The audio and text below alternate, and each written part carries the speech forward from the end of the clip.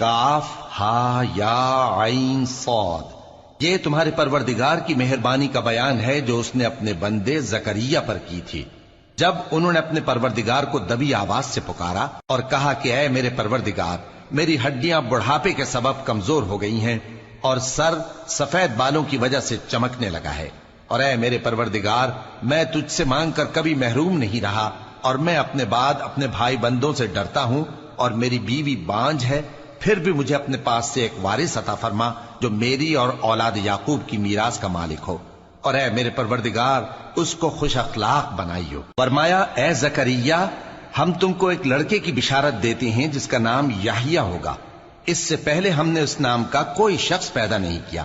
انہوں نے کہا کہ پروردگار، میرے ہاں کس طرح لڑکا ہوگا جبکہ میری بیوی بانجھ ہے اور میں بڑھاپے کی اس حالت کو پہنچ گیا کہ سوکھ گیا ہوں۔ حکم ہوا کہ اسی طرح ہوگا۔ تمہارے پروردگار نے فرمایا ہے کہ مجھے یہ آسان ہے، اور میں پہلے تم کو بھی تو پیدا کر چکا ہوں اور تم کچھ چیز نہ تھے۔ کہا کہ پروردگار میرے لیے کوئی نشانی مقرر فرما۔ فرمایا نشانی یہ ہے کہ تم صحیح و سالم ہوتے ہوئے 3 رات دن لوگوں سے بات نہ کر سکو گے۔ پھر وہ عبادت کے حجرے سے نکل کر اپنی قوم کے پاس آئے تو ان سے اشارے سے کہا کہ صبح و شام تسبیح کرتے رہو۔ فرمایا اے یحییٰ، ہماری کتاب کو مضبوطی سے تھامے رہو، اور ہم نے ان کو لڑکپن ہی میں دانائی عطا فرمائی تھی اور اپنے پاس سے شفقت اور پاکیزگی دی تھی، اور وہ پرہیزگار تھے اور وہ اپنے ماں باپ کے ساتھ نیکی کرنے والے تھے اور سرکش اور نافرمان نہیں تھے۔ اور جس دن وہ پیدا ہوئے اور جس دن وفات پائیں گے اور جس دن زندہ کر کے اٹھائے جائیں گے ان پر سلام ہے۔ اور کتاب یعنی قرآن میں مریم کا بھی تذکرہ کرو، جب وہ اپنے لوگوں سے الگ ہو کر مکان کے مشرقی حصے میں چلی گئیں، پھر انہوں نے ان کی طرف سے پردہ کر لیا تو ہم نے ان کی طرف اپنا فرشتہ بھیجا، سو وہ ان کے سامنے ایک خوبصورت مرد کی صورت میں آیا۔ مریم بولی کہ اگر تم پرہیزگار ہو تو میں تم سے بچنے کے لیے رحمان کی پناہ لیتی ہوں۔ فرشتے نے کہا کہ میں تو تمہارے پروردگار کا بھیجا ہوا یعنی فرشتہ ہوں، اور اس لیے آیا ہوں کہ تمہیں پاکیزہ لڑکا بخشوں۔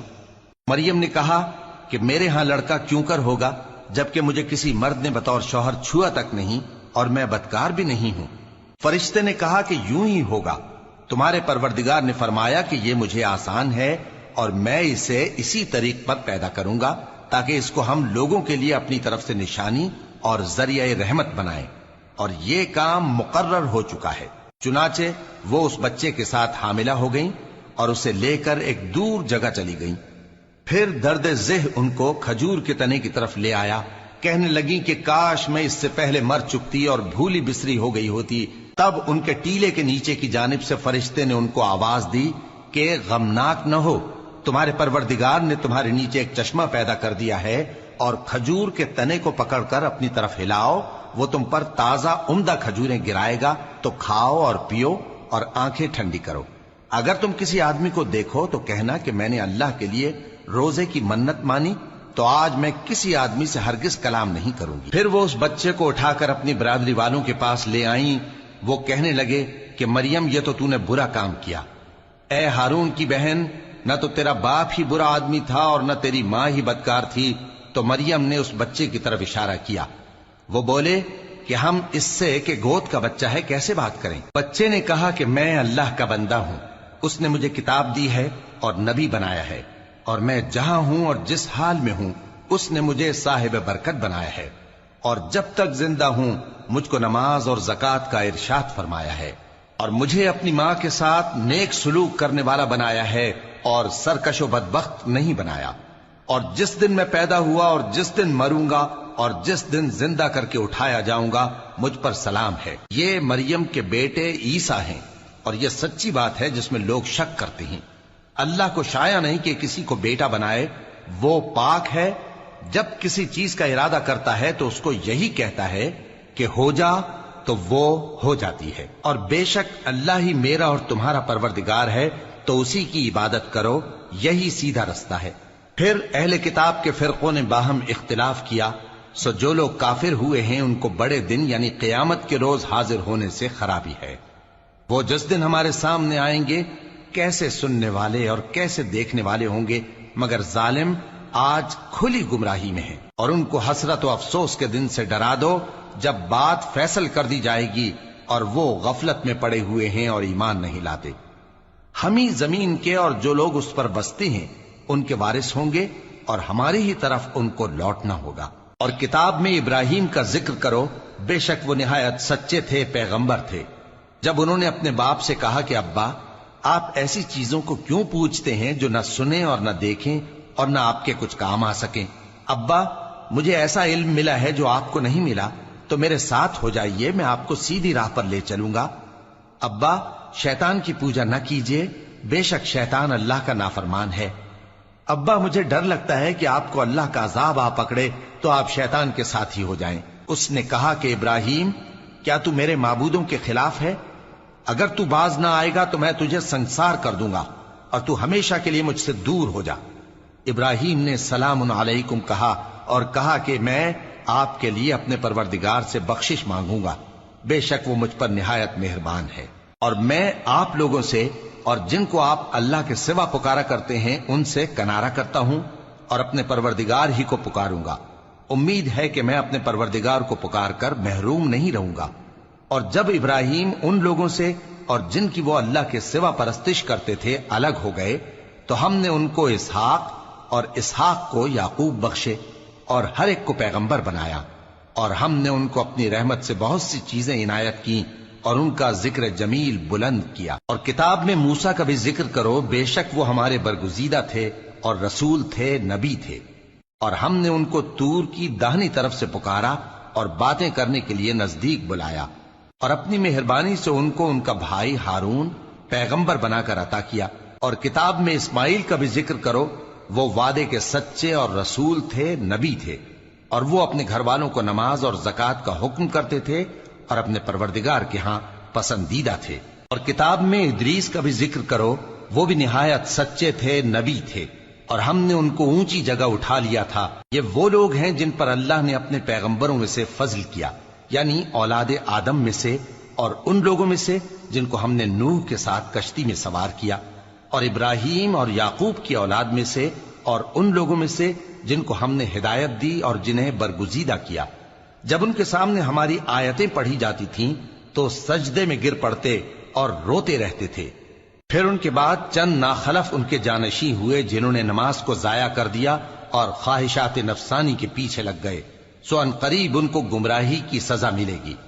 ہاں، جس نے توبہ کی اور ایمان لایا اور عمل نیک کیے تو ایسے لوگ بہشت میں داخل ہوں گے اور ان کا ذرا نقصان نہ کیا جائے گا، یعنی ہمیشہ کی بہشتوں میں جس کا اللہ نے اپنے بندوں سے وعدہ کیا ہے کہ جو ان کی آنکھوں سے پوشیدہ ہے۔ بے شک اس کا وعدہ نیکوکاروں کے سامنے آنے والا ہے، وہ اس میں سلام کے سوا کوئی بےہودہ کلام نہ سنیں گے اور ان کو صبح و شام کھانا ملے گا۔ یہی وہ جنت ہے جس کا ہم اپنے بندوں میں سے ایسے شخص کو مالک بنائیں گے جو پرہیزگار ہوگا۔ اور فرشتوں نے پیغمبر کو جواب دیا کہ ہم تمہارے پروردگار کے حکم کے سوا اتر نہیں سکتے۔ جو کچھ ہمارے آگے ہے اور جو پیچھے ہے اور جو اس کے درمیان ہے سب اسی کا ہے، اور تمہارا پروردگار بھولنے والا نہیں، یعنی آسمان اور زمین کا اور جو ان دونوں کے درمیان ہے سب کا پروردگار، تو اسی کی عبادت کرو اور اس کی عبادت پر ثابت قدم رہو۔ بھلا تم کوئی اس کا ہم نام جانتے ہو؟ اور کافر انسان کہتا ہے کہ جب میں مر جاؤں گا تو کیا زندہ کر کے نکالا جاؤں گا؟ کیا ایسا انسان یاد نہیں کرتا کہ ہم نے اس کو پہلے بھی تو پیدا کیا تھا جبکہ وہ کچھ بھی چیز نہ تھا؟ سو تمہارے پروردگار کی قسم، ہم ان کو جمع کریں گے اور شیطانوں کو بھی، پھر ان سب کو جہنم کے گرد حاضر کریں گے اور وہ گھٹنوں پر گرے ہوئے ہوں گے۔ پھر ہر گروہ میں سے ہم ایسے لوگوں کو کھینچ نکالیں گے جو رحمان کے مقابلے میں سخت سرکشی کرتے تھے، پھر ہم ان لوگوں سے خوب واقف ہیں جو اس میں داخل ہونے کے زیادہ لائق ہیں، اور تم میں سے کوئی شخص نہیں مگر اسے اس پر گزرنا ہوگا، یہ تمہارے پروردگار پر لازم ہے، مقرر ہے۔ پھر ہم پرہیزگاروں کو نجات دیں گے اور ظالموں کو اس میں گھٹنوں کے بل پڑا ہوا چھوڑ دیں گے۔ اور جب ان لوگوں کے سامنے ہماری آیتیں پڑھی جاتی ہیں تو جو کافر ہیں وہ مومنوں سے کہتے ہیں کہ دونوں فریق میں سے مکان کس کے اچھے اور مجلسیں کس کی بہتر ہیں، اور ہم نے ان سے پہلے بہت سی امتیں ہلاک کر دیں، وہ لوگ ان سے ٹھاٹ باٹ اور نمود و نمائش میں کہیں اچھے تھے۔ کہہ دو کہ جو شخص گمراہی میں پڑا ہوا ہے رحمان اس کو آہستہ آہستہ مہلت دیا جاتا ہے، یہاں تک کہ جب اس چیز کو دیکھ لیں گے جس کا ان سے وعدہ کیا جاتا ہے، خواہ عذاب اور خواہ قیامت، تو اس وقت جان لیں گے کہ مکان کس کا برا ہے اور لشکر کس کا کمزور ہے۔ اور جو لوگ ہدایت یاب ہیں اللہ ان کو زیادہ ہدایت دیتا ہے، اور نیکیاں جو باقی رہنے والی ہیں وہ تمہارے پروردگار کے ہاں صلے کے لحاظ سے خوب اور انجام کے اعتبار سے بہتر ہیں۔ بھلا تم نے اس شخص کو دیکھا جس نے ہماری آیتوں سے کفر کیا اور کہنے لگا کہ اگر میں اثر نو زندہ ہوا بھی تو یہی مال اور اولاد مجھے وہاں ملے گا؟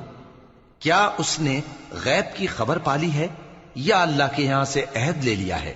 ہرگز نہیں، یہ جو کچھ کہتا ہے ہم اس کو لکھتے جاتے اور اس کے لیے آہستہ آہستہ عذاب بڑھاتے جاتے ہیں، اور جو چیزیں یہ بتاتا ہے ان کے ہم وارث ہوں گے، اور یہ اکیلا ہمارے سامنے آئے گا۔ اور ان لوگوں نے اللہ کے سوا اور معبود بنا لیے ہیں تاکہ وہ ان کے لیے موجب عزت ہوں، ہرگز نہیں، وہ معبود ان کی پرستش سے انکار کریں گے اور ان کے دشمن و مخالف ہوں گے۔ کیا تم نے نہیں دیکھا کہ ہم نے شیطانوں کو کافروں پر چھوڑ رکھا ہے کہ وہ ان کو خوب اکساتے رہتی ہیں؟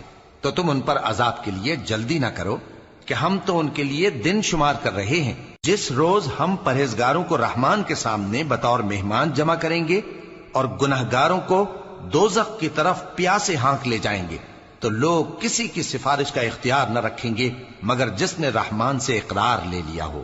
اور کہتے ہیں کہ رحمان بیٹا رکھتا ہے، ایسا کہنے والوں یہ تو تم بری بات زبان پر لاتے ہو۔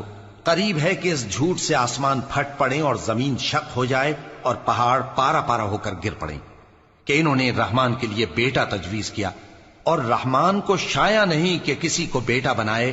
ہر شخص جو آسمانوں اور زمین میں ہے رحمان کے روبرو بطور بندہ ہی آئے گا۔ اس نے ان سب کو اپنے علم سے گھیر رکھا اور ایک ایک کو شمار کر رکھا ہے، اور یہ سب قیامت کے دن اس کے سامنے اکیلے اکیلے حاضر ہوں گے۔ اور جو لوگ ایمان لائے اور عمل نیک کیے رحمان ان کی محبت مخلوقات کے دل میں پیدا کر دے گا۔